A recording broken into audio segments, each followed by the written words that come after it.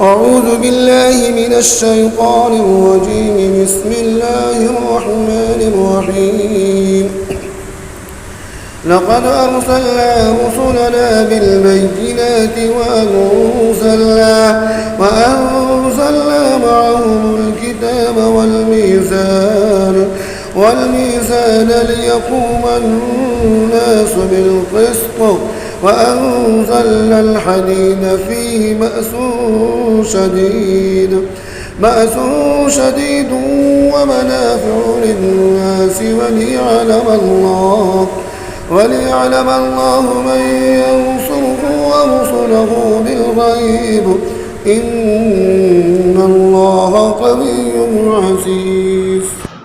اور ہم نے پیغمبروں کو کھلی ہوئی نشانیاں دے کر بھیجا، اور ہم نے ان کے ساتھ آسمانی کتاب اور ترازو بھی اتارا تاکہ لوگ انصاف پر قائم رہیں.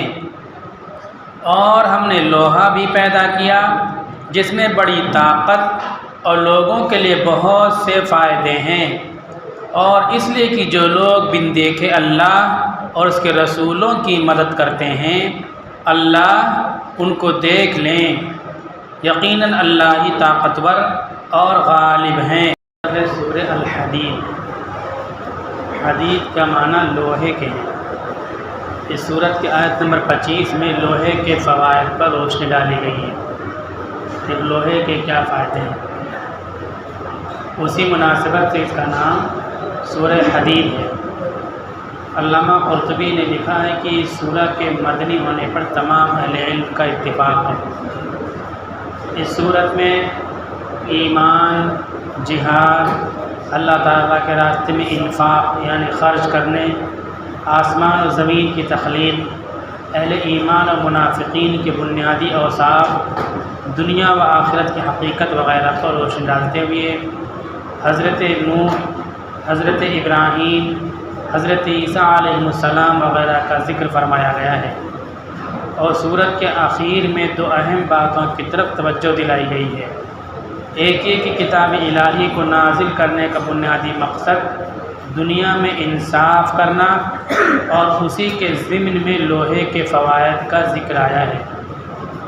شاید اسی لیے کہ بہت سی دفعہ انصاف قائم کرنے کے لیے لوہے کی طاقت کا استعمال کرنا پڑتا ہے.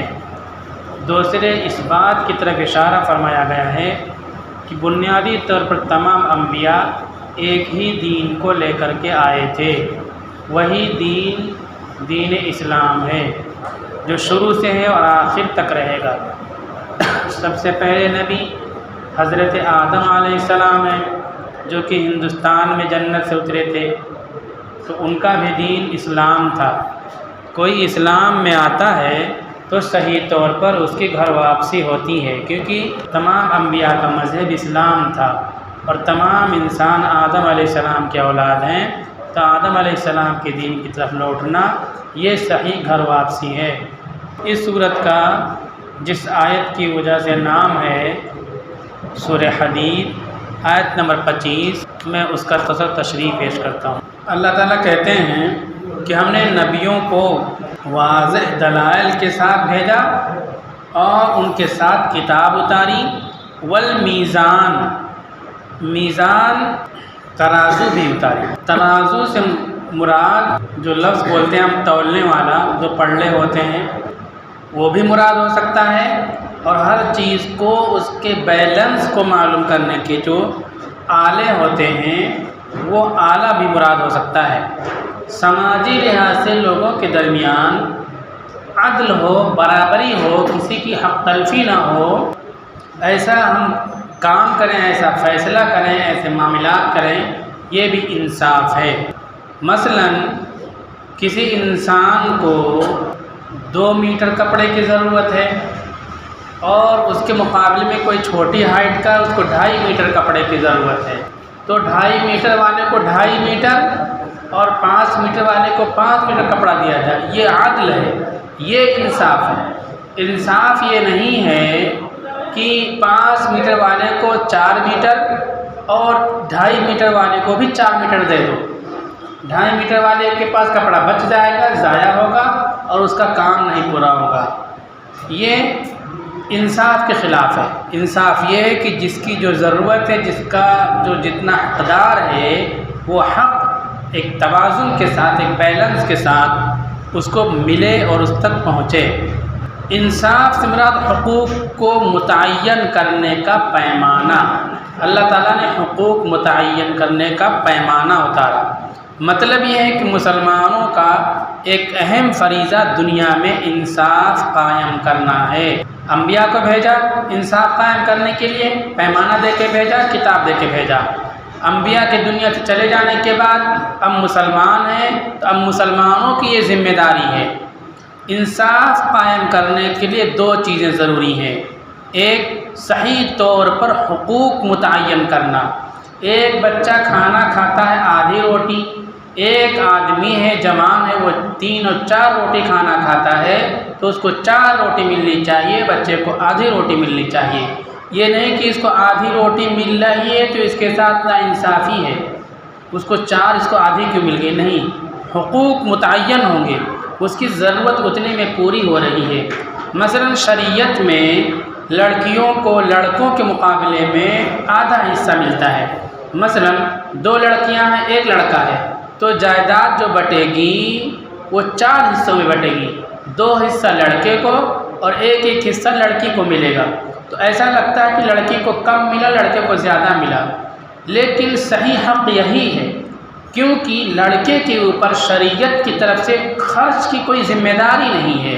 اس کا خرچ اس کا باپ اٹھائے گا، اس کا بھائی اٹھائے گا، شادی ہو جائے گی تو شوہر اٹھائے گا، اس کا بیٹا اٹھائے گا۔ اور لڑکے کے ذمے خرچ ہے، اپنا خرچ ہے، اپنے بیوی کا خرچ ہے، ماں باپ کا خرچ ہے، بھائی کا خرچ ہے، سارے اخراجات لڑکے کے ذمے ہیں۔ اس لیے لڑکے کا حصہ ڈبل ہے، کیونکہ اس کے پاس زیادہ خرچہ ہے، اس کی جوابداری زیادہ ہے، لڑکی کی کوئی جوابداری ہے، کوئی ذمہ داری نہیں ہے خرچ کرنے کی۔ تو یہ حقوق کی تعیین ہے، متعین حقوق۔ پہلی بات، حقوق متعین کیے جائیں۔ لڑکے کے مقابلے میں 1 حصہ لڑکی کو ملنا ضروری ہے، شریعت نے دیا ہے۔ ہم لوگ اتنے چالاک ہیں کہ اتنا وہ بھی نہیں دیتے ہیں۔ یہ ناانصافی ہے، عدل کے خلاف ہے، شریعت کے خلاف ہے۔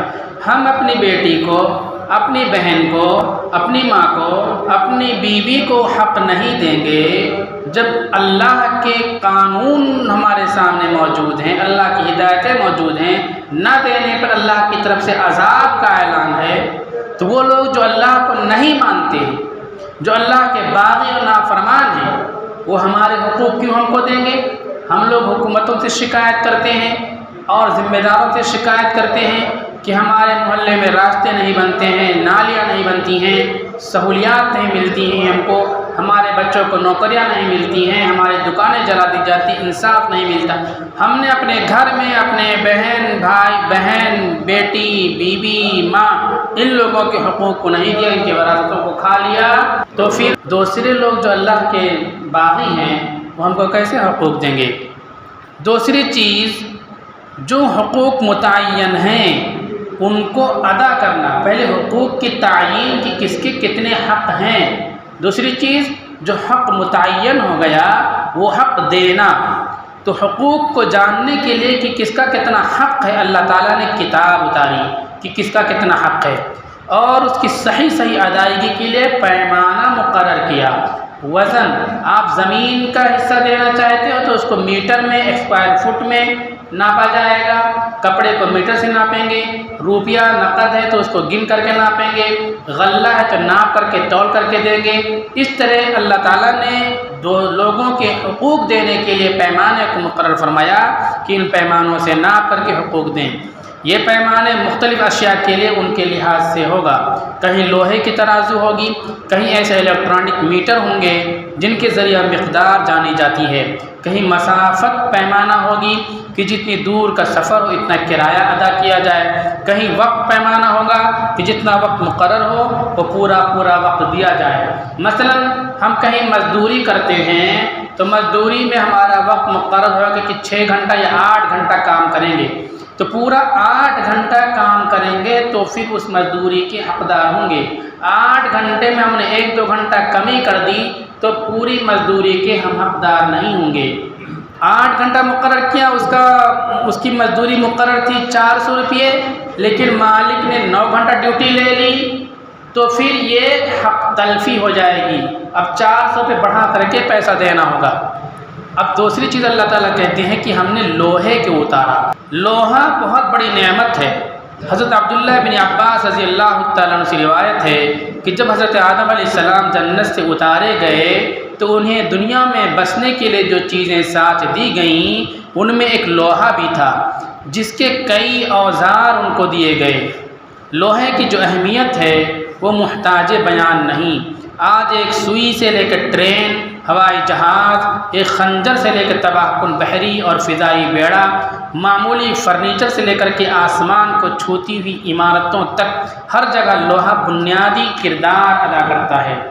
اللہ کی قدرت ہے کہ یہ سب سے مضبوط چیز ہے جس سے بڑے بڑے پہاڑ توڑ دیے جاتے ہیں، لیکن دوسری طرف اس کو موم کی طرح پگھلایا اور ہر طرح سانچے میں ڈھالا جاتا ہے۔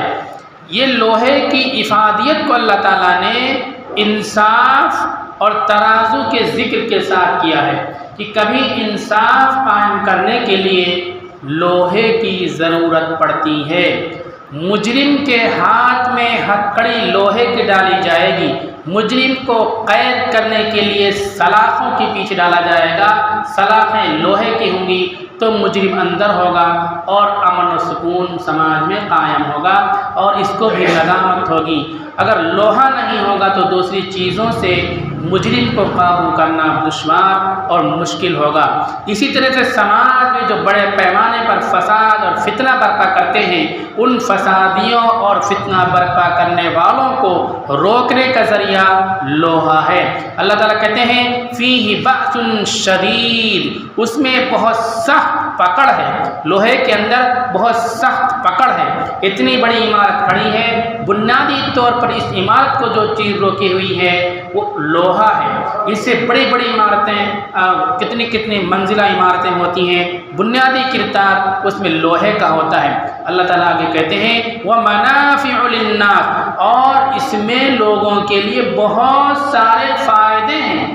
کیا کیا فائدے ہیں ہم اور آپ سمجھ نہیں سکتے، سوچ نہیں سکتے، لیکن بہرحال کچھ چیزوں کا تذکرہ یہاں ہو گیا کہ سوئی، ٹرین، ہوائی جہاز، خنجر، تباہ کن بحری بیڑے، معمولی فرنیچر سے لے کر کے آسمان کو چھوتی عمارتیں، ہر جگہ لوہا ہے۔ اللہ نے کہا اس میں فائدے، تو اس فائدے کو ڈھونڈنا چاہیے، اس فائدے میں غور کرنا چاہیے۔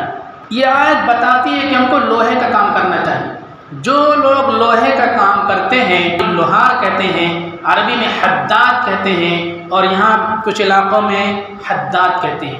چونکہ یہ محنت کا کام ہوتا ہے تو بہت سے لوگ ان کو حقیر سمجھتے ہیں، لوہار کو، لوہے کا کام کرنے والوں کو، لیکن قرآن یہاں کہتا ہے کہ لوہے میں فائدے ہیں اور بہت سارے فائدے لوگوں کے لیے ہیں۔ دوسری جگہ حضرت داؤد علیہ السلام کو لوہے کے بارے میں ذکر کیا کہ ان کو لوہا دیا، ان کے لیے لوہے کو نرم کر دیا۔ وہاں بھی اللہ تعالیٰ نبی لوہے سی چیزیں بناتے ہیں، لوہار کا کام کرتے ہیں۔ سوچئے کہ یہ پیشہ لوہے کا کتنا عظیم، کتنا مبارک ہے۔ بنیادی طور تو ہم لوگوں کو لوہار کو یا لوہا کے کام کرنے والوں کو حقیر نہیں سمجھنا چاہیے۔ لوہے کی افادیت کو قرآن نے ذکر کیا۔ ہم میں ہر شخص ایک لوہے سے مختلف چیزیں بنانا سیکھنا چاہیے اور جاننا چاہیے۔ ایک بات، دوسری بات ہے کہ چونکہ اللہ تعالیٰ کہتے ہیں کہ لوہے میں بہت سارے فائدے ہیں تو اس کے فائدے ہم کو حاصل کرنا چاہیے۔ ہم نے گاؤں میں لوگوں سے سنا، کہتے ہیں کہ یہ لوہا بہت لکی ہے، لوہا اس میں قسمت ہے، جہاں یہ لوہا پہنچا اس گھر میں برکت ہوتی ہے، ایسا لوگ کہتے ہیں۔ آپ دیکھو گے کہ لوگ تعویذ بناتے ہیں تو چھوٹا چھوٹا چاقو لٹکا دیتے ہیں اور شادی بیاہ کے موقع پہ ہاتھ میں کٹا رکھتے ہیں۔ وہ تو بیوقوفی ہے، بینڈائی ہے، لیکن اس کے پیچھے ایک تصور ہے، لوہے کی چیز ہے وہ، تو اس کی برکت لوگ سوچتے ہیں کہ اس کے ذریعے سے شیطان قریب نہیں آئے گا اور اشبھ اور انہونی کوئی چیز نہیں ہوگی، لوگ ایسے سوچتے ہیں۔ وہ سوچ غلط ہے، لیکن یہ بات جان لیجئے کہ لوہے کے اندر برکت ہے۔ اللہ نے کہا منافع للناس، تو ہم لوگوں کو لوہا گھر میں رکھنا چاہیے، مختلف شکلوں میں رکھنا چاہیے۔ لوہے کا کام سیکھنا چاہیے۔ اللہ تعالیٰ نے قرآن میں دوسری جگہ عصا لاٹھی کا بیان کیا۔ اللہ تعالیٰ پوچھتے ہیں کہ آپ کے ہاتھ میں کیا ہے؟ وَمَا تِلْكَ بِيَمِينِكَ يَا مُوسَىٰ، اے موسیٰ آپ کے ہاتھ میں کیا ہے؟ موسیٰ علیہ السلام کہتے ہیں عصای اتوکأ علیہا وأہش بہا علی غنمی ولی فیہا مآرب اخرى، یا اللہ میرے ہاتھ میں میری لاٹھی ہے، اس پر میں ٹیک لگاتا ہوں، اس کے ذریعے بکریوں کے پتے جھاڑتا ہوں، اور اس میں میرے لیے بہت سارے فائدے ہیں۔ لاٹھی کا فائدہ نبی ذکر کر رہے ہیں، قرآن میں بیان ہو رہا ہے، لوہے کا فائدہ اللہ تعالیٰ بیان کر رہے ہیں، نبی لوہے کو استعمال کر رہے ہیں۔ تو ہم لوگوں کو کیا کرنا ہے لوہے سے فائدہ اٹھانے کے لیے؟ اس کی برکت کے طور پر میں بتاتا ہوں۔ ہمیں جو نل کا پائپ ہوتا ہے 1.25 انچ کا اور 1.25 انچ کا یا آدھا انچ کا یا 1 انچ کا، 3.5 فٹ اور 4 فٹ یہ پائپ اپنے گھروں میں رکھنا چاہیے برکت کے لیے۔ کیوں؟ اللہ تعالیٰ کہتے ہیں برکت ہے، ادھر لاٹھی میں برکت، ادھر لوہے میں برکت۔ تو جب پائپ رکھیں گے تو لوہے کی برکت حاصل ہو جائے گی، اور 3.5 فٹ اور 4 فٹ رکھیں گے تو عصا بن جائے گا، تو عصا کی برکت ہم کو حاصل ہو جائے گی۔ جو لوہے کا کام کرتے ہیں بہت مبارک کام کرتے ہیں۔ ہمارے ہر شخص کو لوہے سے مختلف چیزیں بنانا سیکھنی چاہیے، اور لوہے برکت والی چیز ہے، تو لوہا ہمارے گھروں میں ہونا چاہیے۔ لوہا عصا کی صورت میں ہونا چاہیے، کیونکہ عصا کی بھی برکت ہے، عصا کی بھی فضیلتیں ہیں، لوہے کی فضیلتیں ہیں، 2 فضیلتیں اکٹھا ہو جائیں گی۔